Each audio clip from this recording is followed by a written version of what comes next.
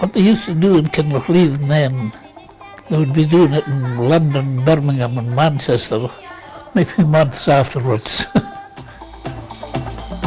At the turn of the century, one product above all else inspired the hearts and minds of the British business community. Because of its infinite applications, this youngest, brightest and lightest of metals had become more precious than gold. But to manufacture it, you needed to generate a lot of electrical power. And to source a cheap, renewable supply of fuel to create that power, the surveyors and engineers came here. To what was to become the biggest hydroelectric scheme of its kind in Europe. This is the story of that metal, aluminium, and in particular the people who helped manufacture it in this area, that gave birth to the electric village.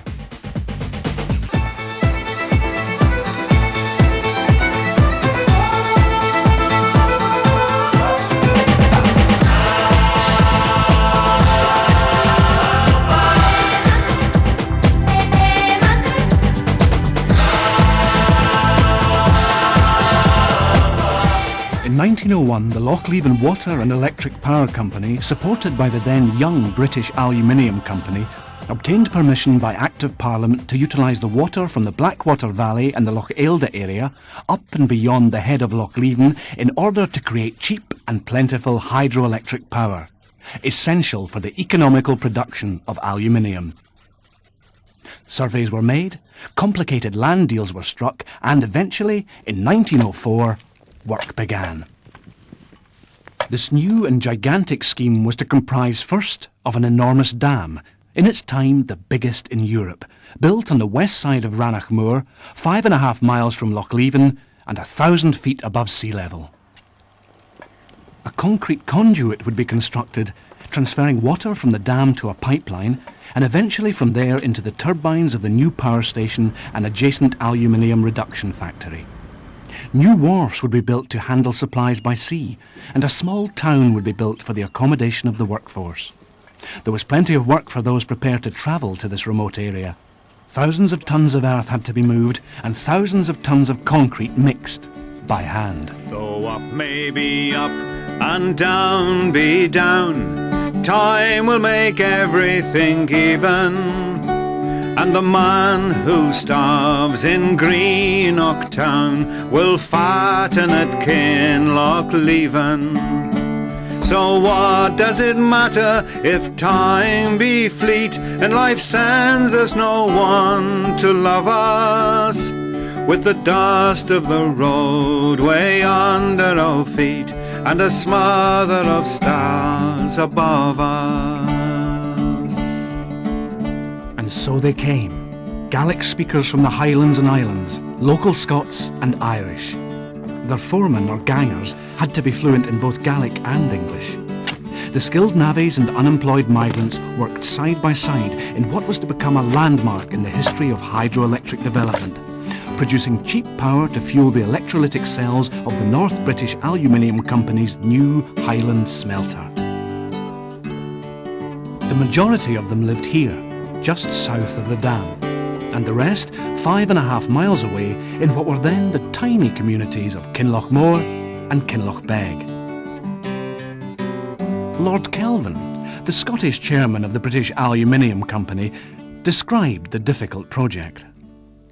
The high rainfall and the high hills surrounding the area, containing as they do many lochs and an abundance of water, makes Kinlochleven an ideal spot to generate cheap power for the express purpose of smelting aluminium. It's a savage area that will take some taming, but the British Aluminium Company shall not falter until the work is complete. And tame it they did. Upwards of 3,000 navvies living and working in this hostile environment for almost 5 years. Of course, it provided much needed employment, but the powerhouses and reduction factory would change the face of the area forever. This backwater, nestling as it did on the edge of some of the wildest landscape in Britain, would never be the same again.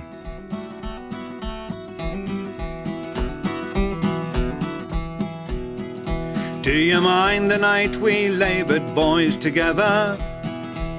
spread-eagled at our work upon the joists, with the pulley wheels a-turning and the naphtha lights a-burning and the motor crawling upwards on the hoists.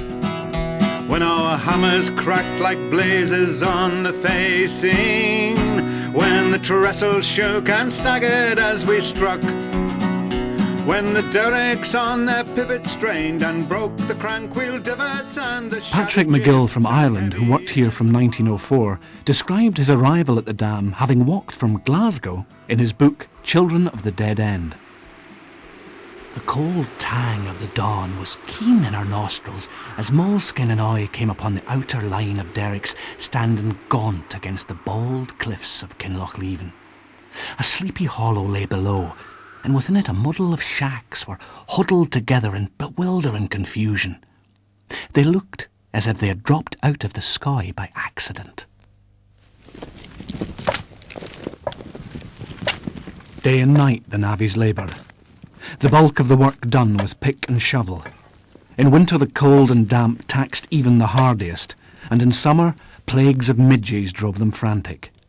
"Kill one," said an Irishman, "and 1,000,000 will come to its funeral." In order to apply for work, most of the men walked here from the south, and the last part of their journey from Glencoe took them over what was to be known as the Devil's Staircase. A tough but pleasant walk in summer and part of the now very popular West Highland Way. But in winter, theirs was a nightmare journey that claimed many a life, some disappearing without trace. These tragic deaths, either by accidents on site or by futile attempts to reach the King's House hostelry in Glencoe in winter, took a heavy toll. And one of the loneliest and most primitive burial grounds on the Scottish mainland bears witness to these forgotten souls. Men from Ireland and that, and is actually a graveyard near the dam. There's some actually died on the way because you had to come over the bogland. And it was said that if some of them had a good pair of boots on their feet, they would take them off and put them on their own feet. The dam, when completed, would be over 3,000 feet long, with a capacity of 3,930 million cubic feet of water. And the roofed conduit running for 3.5 miles is one of the earliest examples of large construction work in reinforced concrete. To get materials, more men and supplies up to the factory, everything had to be brought into the area by boat. The narrows on Lochleven had to be dredged, and over 500,000 tons of gravel had to be removed before steamers could make the trip. Wharfs were constructed, the foundations of which still stand today, and an early form of transport called a pug railway took supplies to the powerhouse and on up the steep incline to a temporary factory.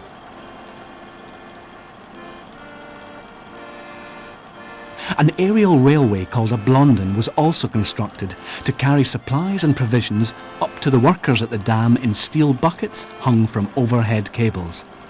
Over 50,000 tons of cement alone had to be moved up for the construction of the dam. Occasionally it was used by visiting packmen to sell their wares to the navvies. There was quite a place at the dam.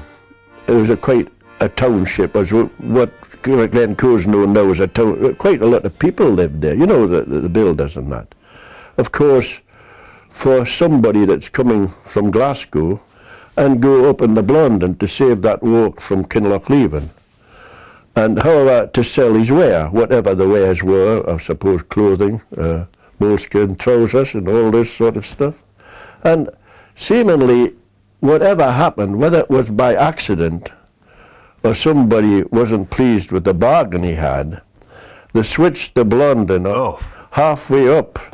Now I don't know whether it was ever discovered, but until the next day, but that was the story. The Blondin also took alcohol to the navvies at the dam, but often the buckets were hijacked by more thirsty navvies working further down the glen. Eventually in 1907 a wet canteen was built along western lines near the factory. It was quite the centre of social activity and provided cheap entertainment for the children of the village. We would say, right, let's go up to the canteen and to see the fights,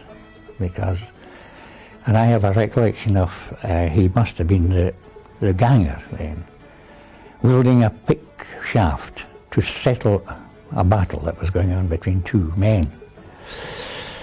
And that was our entertainment, more or less. Much later, in 1937, it was taken over by the Kinlochleven Improvement Society, and it was well kept and well run, with no real evidence of the heavy drinking and fighting that characterised the village in its pioneering days.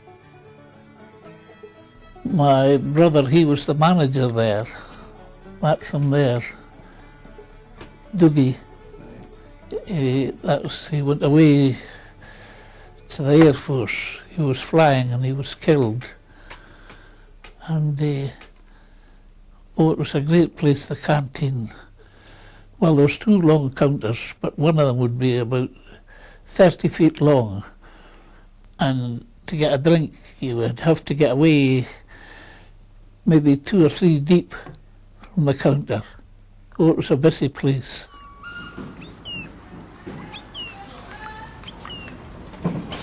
Fresh food supplies were always a problem, but in 1904 a temporary store was built behind the factory and close to the mortuary.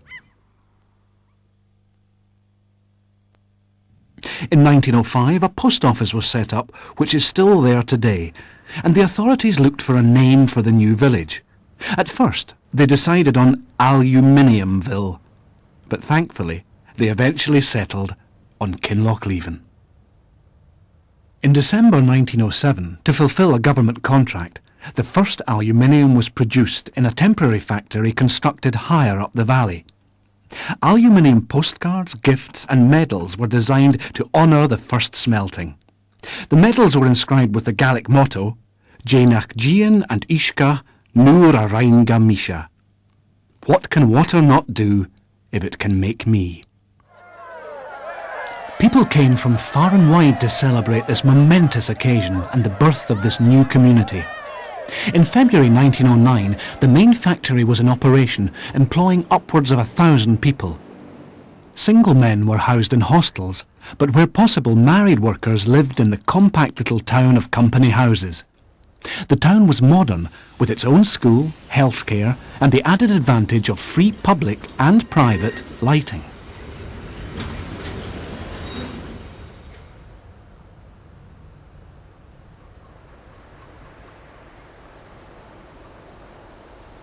I was born in Kinlochleven in September 1915. The houses at that time were only on one side of the river. The other side had not been built. The company was only allowed at that time to build on the south side of the River Leven, and this meant people lived in shadow for nearly 4 months of the year. They had little or no sunshine because of the high mountains behind. But people enjoyed living and working here. It was steady work and the wages were good for the area.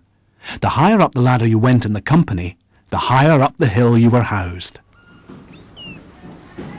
The Kinlochleven Shipping Company and later McBrain's brought men and materials to the factory.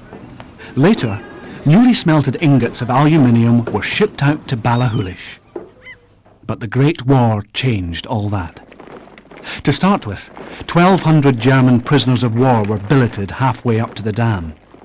They helped complete the new pipeline from Loch Eilde and a new road to Glencoe, still known as the German Road. The Germans were friendly and readily accepted by the local community. And there was about 2,000 German prisoners there, and they used to come down and work in the village. Oh, they were very good to all the young boys and that. You know, giving them different toys they would make. I couldn't remember the faces. What I remember is the boots, and some had the jack boots. It was supposed to be the most expensive road in this Britain. There's so many turns and rocks.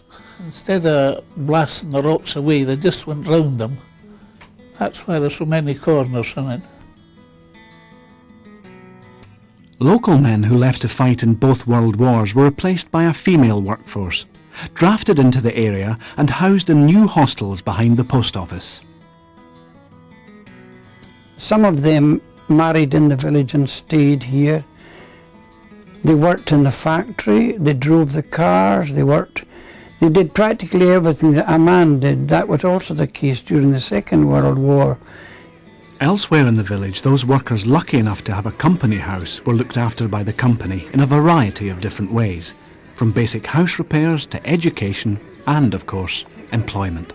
If there was anything wrong with your house, you went and reported it, and they would come and either paint your house or do joint in work, or if your chimney had gone on fire, they would come and clean your chimney. Well, Kinlochleven, it was very advanced. Every house in the village was lit with electric light, and every street was lit. They used to call it the Electric Village at one time, when I was young. And the Garden City was another name it had. Everyone had beautiful gardens. My old father used to say, you know, Kinlochleven was lit by electricity when Buckingham Palace had gas and London had gas. I went to my grandmother in Edinburgh, and I was in school there for some time, but I finished my school education in Kinlochleven. If you hadn't got any employment, the headmaster was willing to accommodate you to come back to school and study on your own. The metallurgical department were looking for an assistant, and so I applied for a job there, and the man who was in charge of the department, he said, well, come and I'll see what you can do. During the war years, the town grew. As the demand for aluminium increased, so the company flourished. The industry didn't suffer from interwar depression, as in times of slackness the young bachelor workforce were the first to go, and acted as a kind of buffer for the rest. Up at the dam, 2 watchmen and their families lived all year round and had to be supplied by pack horse. In the school holidays, it was the job for young boys to make the long trek. What did happen, we learned a way of making a comfortable thing on the horse's back so that you could lie on top and even go to sleep. I don't remember anybody falling off, but we did about 4 miles in the mountain until we came to the steep descent of the Ilklane. You had to then take control of your horse. But on that first 4 miles on the conduit, you could sleep on a hot summer's day on a horse and not fall off. Well, in 1942, I first came to the Highlands, to Ballachulish. I met my wife, Isabel Marquis. Her job at that time was known working with the electric cars that pulled all materials, alumina, anything the factory, cryolite, anything the factory wanted, and of course took the aluminium ingots back to the pier to be shipped out down Lochleven to Lochlinny and then out to the sea. There was 3 cars and there was a driver to each, and here she was what was called a rope runner. She would change the points for whatever place they were going into the factory. The mixtures of locals, casual workers, displaced Europeans and the female workforce made Kinlochleven a lively and social place. Shinty, and in particular football teams, sprang up everywhere, up to 15 in the 30s and 40s. And the riverside and island parks became the centre of activity on a Saturday, competing with the company's new cinema. Even the battleships came into Ballachulish Bay, and some of the Navy boys used to come up with their pinnaces and play local teams here in the Highland Park. Then we were one of the first places in the country to get talkies. We got them round about the same time as the Edinburgh Playhouse. People round about from Ballachulish and Glencoe used to come up in buses to the cinema on the Thursdays and And of course, during the war and that, it was a place of entertainment. The matinees was a penny. And then I think it was increased to 1 shilling and 6 in old money. Kinlochleven was pretty close-knit, you know, and there was never any trouble really in the village. We were all pretty good types. But if somebody stepped out of line, you know, did something wrong, made a nuisance of himself, he would be sacked.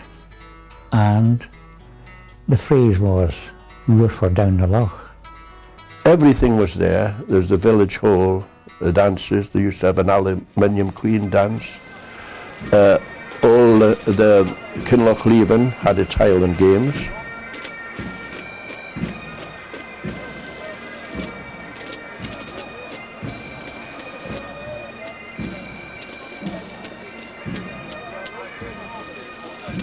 At that time they had everything here. It was on the map. Oh, what they used to do in Kinlochleven then, they would be doing it in London, Birmingham and Manchester, maybe months afterwards.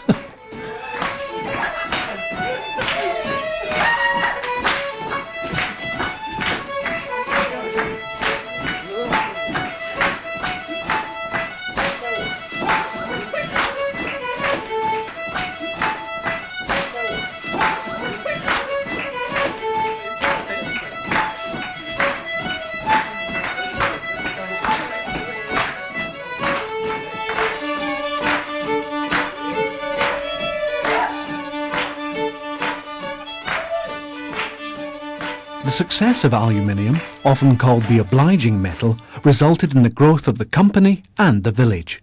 It was used for everything from cutlery and cars to aeroplanes. In the factory at Kinlochleven, lorries were waiting night and day. Whenever the metal was cool enough to be placed on a lorry without burning the lorry, then it was hurried away. The research centre attached to the factory at Kinlochleven also had its successes, both in creating new processes and applications and in exporting skilled technicians and expertise to new smelters the world over. Nearly everybody in that team was given a department of their own.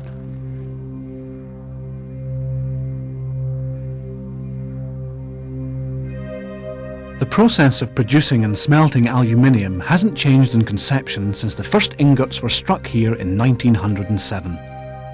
Water, discharged from the dam, is still carried by the original 8-foot square box-sectioned reinforced concrete free-flow conduit, 3.5 miles to the lower penstock chamber,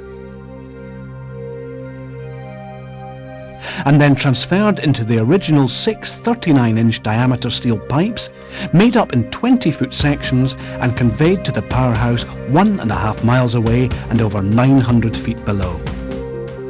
However, this could have been interrupted if the German Luftwaffe had made capital of this extremely well-focused reconnaissance shot taken of the smelter in June 1940.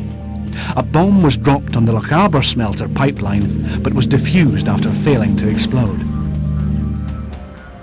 At the power station, the water, now under extreme pressure, is directed into the turbines. 11 Pelton wheel turbines, each one driving 2 DC generators, produced 2,000 kilowatts of power, 22 megawatts in total. Some of them are the original machines that were installed in 1909.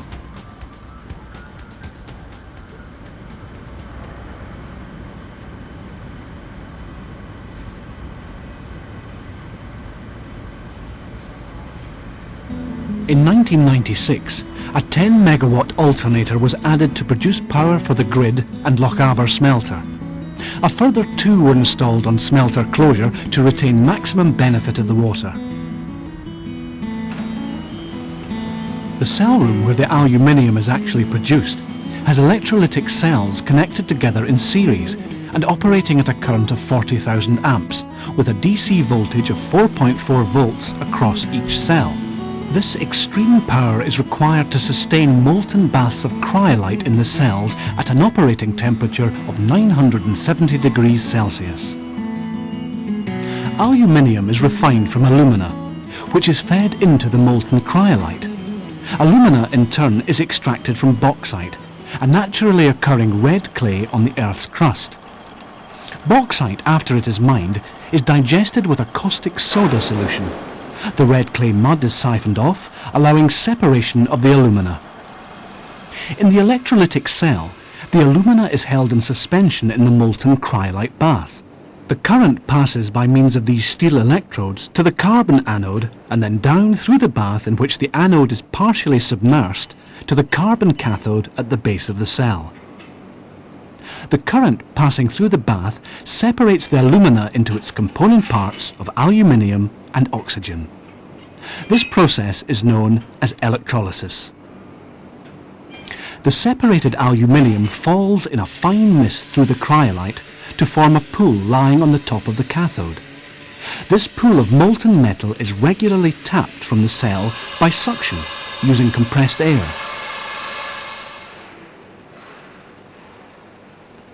And then transported to the casting shop, where the aluminium is cast into ingots and prepared in stacks for transportation to the customer.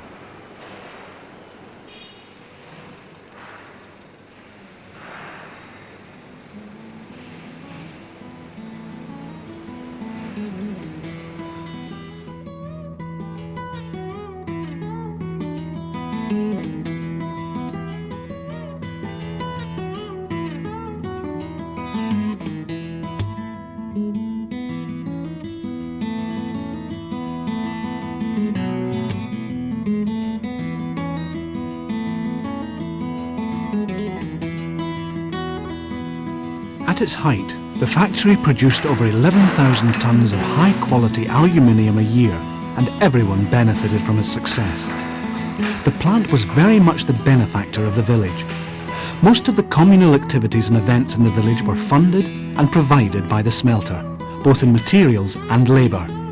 A mini welfare state existed.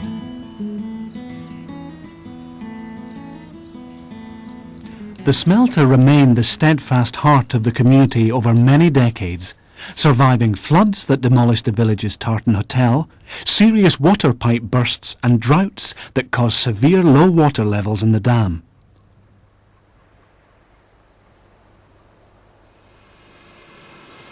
In the mid-1980s, difficult circumstances within the original company were relieved by a merger with Alcan Aluminium. Quite ironic, really, as Kinlochleven expertise had helped the fledgling Canadian aluminium industry, and now a Canadian company would ensure their survival. In 1994, the name changed yet again, to Alcan Smelting and Power UK. By this time, the smelter was the oldest and smallest smelter still in operation in the Western world. And although it continued to produce high-purity aluminium in an efficiently run plant with an employee safety record second to none, production costs became increasingly high. In the first year of the new millennium, the plant, which had given so much over the years to the industry, finally stopped smelting. Alcan, in a very carefully planned closure programme, worked hand in hand with the community to minimise the effect of the closure on the local economy. The entire workforce were retrained in skills that helped them with employment prospects out with the industry. Some were transferred to Kinlochleven's sister plant at Lochaber. Large areas of the village were landscaped with new access roads, car parks and recreational activities.